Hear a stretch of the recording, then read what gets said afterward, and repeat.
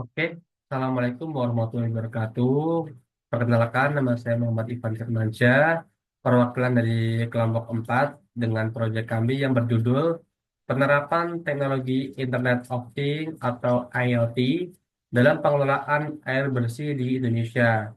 Nah, untuk proyek ini memiliki SDG 6 yang berfokus pada memastikan ketersediaan pengelolaan air dan sanitasi yang berkelanjutan bagi semua.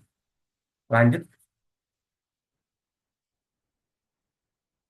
berikut merupakan data dari saya sendiri dengan nama Muhammad Ivan Firmansyah, NIM 270238131 untuk jurusan Sistem Informasi, mata kuliah Karakter Building Kewarganegaraan dengan kelas D4BA untuk kode course SHAR 60200035. Lanjut ke konten yang akan saya bahas ada 5 poin. Yang pertama latar belakang, yang kedua rumusan masalah, yang ketiga hasil temuan di lapangan, yang keempat solusi, yang terakhir refleksi pribadi. Nah, untuk latar belakang di proyek ini yang pertama, untuk akses air dan sanitasi belum merata di Indonesia, terutama di daerah pedesaan dan kepulauan. Menurut data BPS tahun 2024, persentase rumah tangga yang memiliki akses terhadap sumber air minum layak di perkotaan sekitar 96,56%. Sedangkan di pedesaan hanya 87,06%. Jadi di sini ada ketimpangan antara pedesaan dan perkotaan. Terus untuk persentase rumah tangga yang memiliki akses sanitasi aman rata-rata untuk data nasional hanya 10,25%.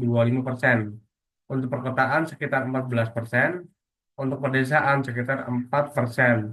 Lagi-lagi untuk sanitasi aman juga mengalami ketimpangan antara pedesaan dan perkotaan. Jadi belum merata.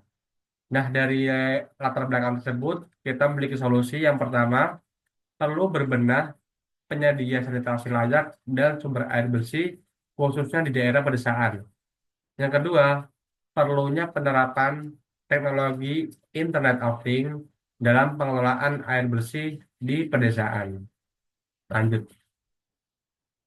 Untuk rumusan masalah ada 3. Yang pertama, bagaimana teknologi IoT dapat diterapkan dalam pengelolaan air bersih.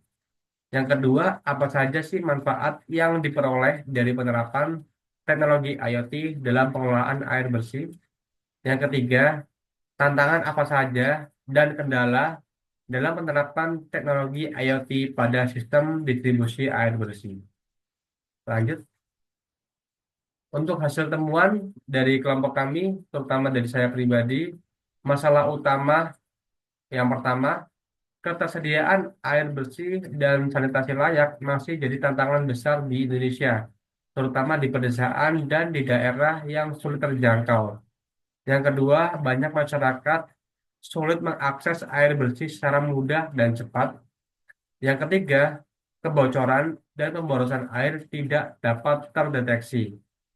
Kebanyakan dari pedesaan tersebut masih pengelolaan tradisional, di mana sulit memantau kondisi air real time, masalah seperti kebocoran dan pencemaran sering terlambat diketahui dan diperbaiki. Yang ketiga, berakibat pada kualitas air dan distribusi yang tidak merata. Lanjut. Nah, untuk solusi yang bisa diterapkan di pedesaan untuk penggunaan IoT ini memungkinkan penggunaan sensor pintar untuk memantau kualitas air. Yang kedua, mampu mendeteksi kebocoran dan mengatur distribusi air secara otomatis dan terus-menerus. Yang ketiga, data real time dapat mempercepat penanganan masalah. Terus untuk manfaat air sendiri, yang pertama hemat penggunaan air, menjaga kualitas air, serta membantu pemerataan distribusi air.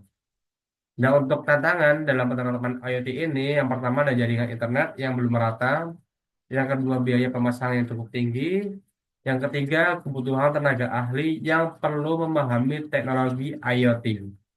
Oke, lanjut. Yang terakhir terkait refleksi pribadi setelah saya melakukan proyek ini. Yang pertama, penyusunan proyek ini menyadarkan pentingnya teknologi dalam mengatasi masalah akses air bersih di Indonesia. Yang kedua, selain aspek teknis IoT, nilai Pancasila, kewarganegaraan, dan agama juga sangat relevan dalam mewujudkan SDG poin 6, terutama kerjasama di berbagai pihak, pemerintah, masyarakat, swasta, warga sekitar, juga penting untuk pengimplementasian teknologi yang efektif dan berdampak luas ini.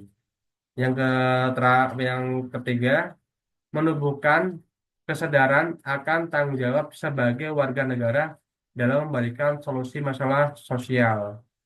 Kemudian, selanjutnya, akses air bersih adalah hak dasar setiap warga negara, memiliki kewajiban menjaga dan mengelola sumber daya air dengan baik.